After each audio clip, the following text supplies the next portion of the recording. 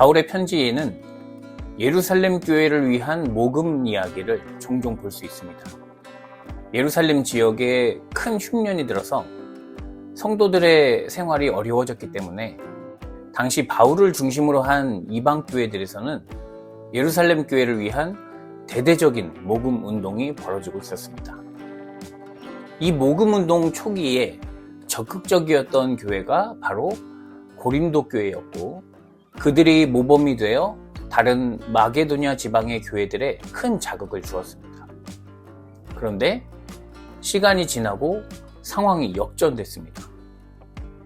마게도냐 지방 교회는 데살로니가 교회와 빌립보 교회 그리고 베레아 교회를 말하는데, 오히려 모금을 늦게 시작한 이 교회들이 모금 운동에 적극적으로 임하고 고린도 교회는 모금에 소극적인 태도를 보였습니다. 바울은 고린도후서 8장 2절에서 마게도냐 교회들이 큰 환난의 시련을 겪으면서도 기쁨이 넘치고 극심한 가난에 쪼들리면서도 넉넉한 마음으로 남에게 베풀었다라고 합니다.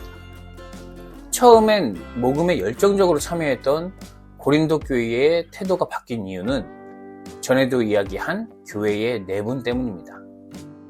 고린도 교회에서는 바울을 불신하는 사람들이 교회 내에서 사람들을 와해시키고 있었습니다. 바울의 외모와 사도성, 더불어 메시지까지 폄훼했습니다. 그러니 자연스럽게 바울이 추진하는 모금 운동에도 머뭇거리게 되었습니다. 가만히 생각해보면 바울과 고린도 교인들을 이간질하는 사람들은 예루살렘에서 파송된 사람들입니다. 그들이 한 일을 생각하면 바울은 예루살렘 교회를 돕는 일을 멈출 수도 있었습니다.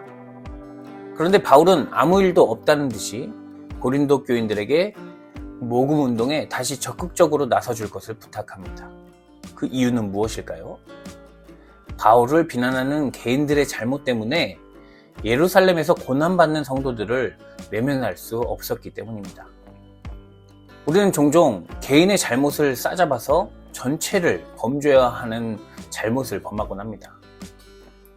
요즘 사적 제재가 유행처럼 번지고 있고, 최근에는 2004년에 일어난 밀양 성폭행 사건 가해자들의 신상을 파헤치는 유튜브 채널이 사람들의 이목을 끌었습니다.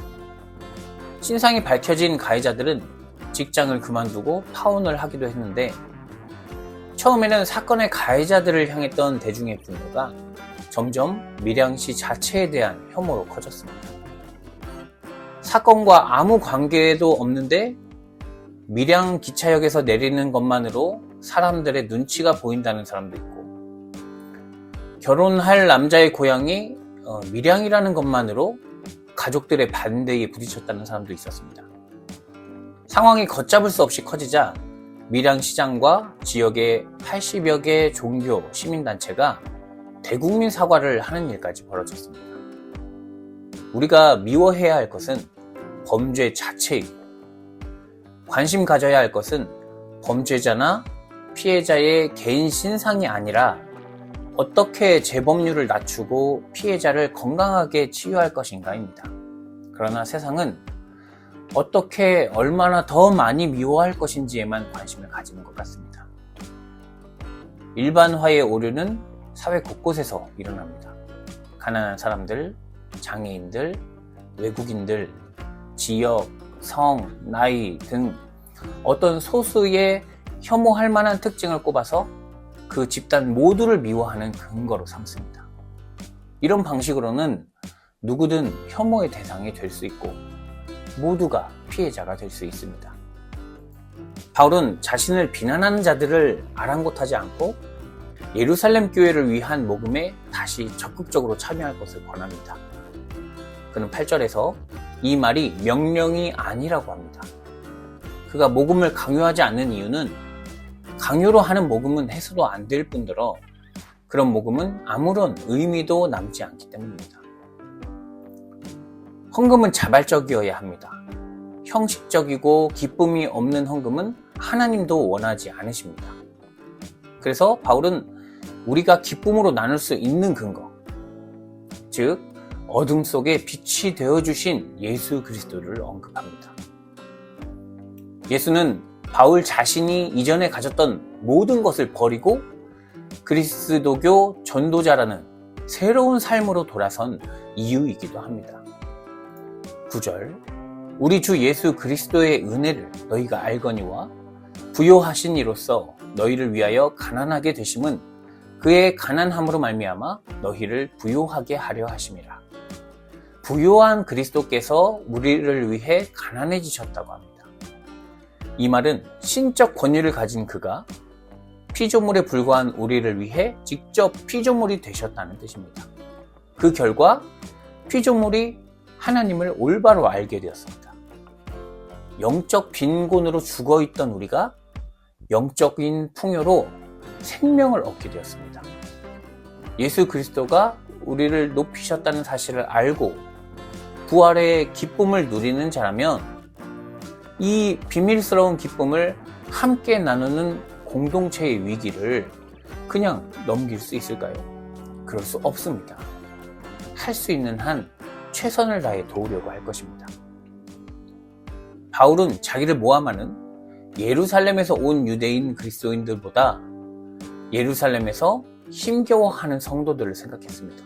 그렇기에 개인적인 감정에 얽매이지 않고 더 중요한 일에 집중할 수 있었습니다.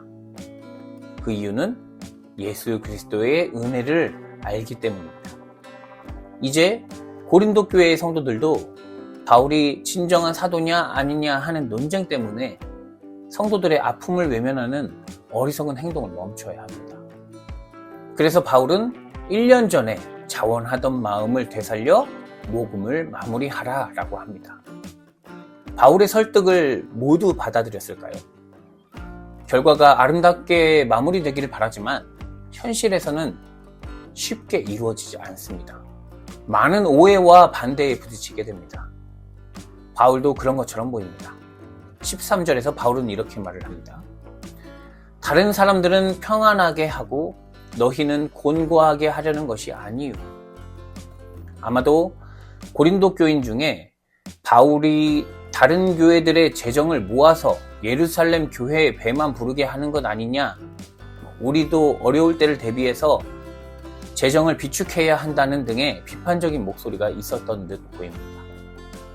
바울은 이어서 연보는 성도들의 삶을 균등하게 하려 하는 것이라고 대답합니다. 이러한 나눔이 이루어지면 언젠가 고린도 교회가 위기에 처했을 때 다른 교회들이 도울 것입니다. 이렇게 교회 재정의 올바른 사용 원리는 서로의 연약함을 채워주는 균등이 기본 원칙입니다. 코로나로 이동이 제한되고 소득과 소비가 위축되던 때 우리는 나라가 전 국민에게 지원금을 주는 특별한 정책을 경험했습니다. 이 경험을 토대로 우리 사회에는 기본소득이 필요하다는 인식이 생겼고 이에 대한 찬반 토론이 이어지고 있습니다. 반대하는 사람들은 기본소득을 주면 사람들이 게을러질 것이라고 말합니다. 푼돈이라며 하찮을 부자들에게 주지 말고 정말 필요한 가난한 자들을 선별해주자라고도 합니다. 월 100만 원이 생긴다고 해서 사람들이 게을러지지 않고 부자들도 가난한 자들과 함께 세금에 대한 혜택을 받아야 마땅합니다. 이런 정책을 위해서는 부의 재분배가 이루어져야 합니다. 비현실적이고 급진적인 주장 같지만 2019년 노벨 경제학상을 수상한 에스테르 디플로의 말입니다. 이런 시도는 급격한 반대에 부딪힐 것이고 현실적으로 많은 문제에 부딪힐 것입니다. 그래서 실현 불가능할지도 모릅니다. 그러나 바울이 모든 교회가 서로 의지하며 공존하기 위해 모금 운동을 했듯이 세상의 모든 사람의 아픔을 함께 이겨내기 위한 모든 생명의 존엄을 생각하는 논의입니다. 바울은 이러한 균등 분배의 지혜를 출애굽 시절 광야에서 하나님이 주셨던 만나로부터 얻었습니다. 그래서 마지막 15절에 이렇게 말합니다. 기록된 것 같이 많이 거둔 자도 남지 아니하였고 적게 거둔 자도 모자라지 아니하였느니라. 이 말씀은 출애굽기 16장 18절의 말씀입니다. 바울은 출애굽 후 광야에서 유랑했던 백성들의 이야기를 인용합니다. 백성들이 40년 동안을 떠돌아다닐 수 있었던 이유는 하나님이 주신 만나 때문입니다. 만나는 많이 거둔다고 해서 남지 않았고 적게 거두었다고 해서 부족하지도 않았습니다. 만나는 사람에게 필요한 게 그렇게 많지 않다는 것을 깨닫게 해줍니다. 다만 사람들이 만족하지 못할 뿐이죠. 사랑하는 성도 여러분, 예수님은 일용할 양식을 주시옵소서라고 기도했습니다. 하루에 양식이 없을까 두려워서 하는 기도가 아니라 그날 필요한 양식만 있으면 충분하다는 의미입니다. 오늘도 어느 나라에서는 하루 수백만 톤의 음식이 버려지고 있고 어느 나라에서는 하루에 양식이 없어 굶어 죽습니다. 지구의 모든 사람이 생명의 존엄을 누릴 만한 능력과 자원이 충분하지만 인간의 계급의식은 낮은 사람들과 균등해지는 것을 용납하지 않습니다. 이렇게 어두운 세상에서 우리는 하나님의 낮아짐을 본 사람들입니다. 그것을 진실로 깨닫고 믿는다면 우리는 세상이 하지 못하는 사랑을 하게 될 것입니다. 불평등이 가득한 세상에서 어려운 처지의 이웃을 위해 외면당하는 사람들을 위해 돕는 일 또한 하나님께서 기쁨으로 받으실 헌금입니다. 하나님 나라의 풍성함을 경험한 주의 자녀들이요, 주변에 있는 연약한 이웃에게 힘이 되어줄 방법을 찾아갑시다. 많이 거둔 사람도 남지 않고 적게 거둔 사람도 모자라지 않은 세상. 이리와 어린 양이 함께 놀며 아이가 독사의 구멍에 손을 넣어도 상하지 않는 세상. 우리는 하나님 나라를 꿈꾸는 주의 자녀입니다. 예수 그리스도의 낮아짐을 통하여 가장 높은 곳에서 풍요를 누리게 된 주의 자녀들이 삶 속에서 하나님의 나라를 이룰 수 있도록 지혜와 용기를 주시옵소서. 예수 그리스도의 이름으로 기도드립니다.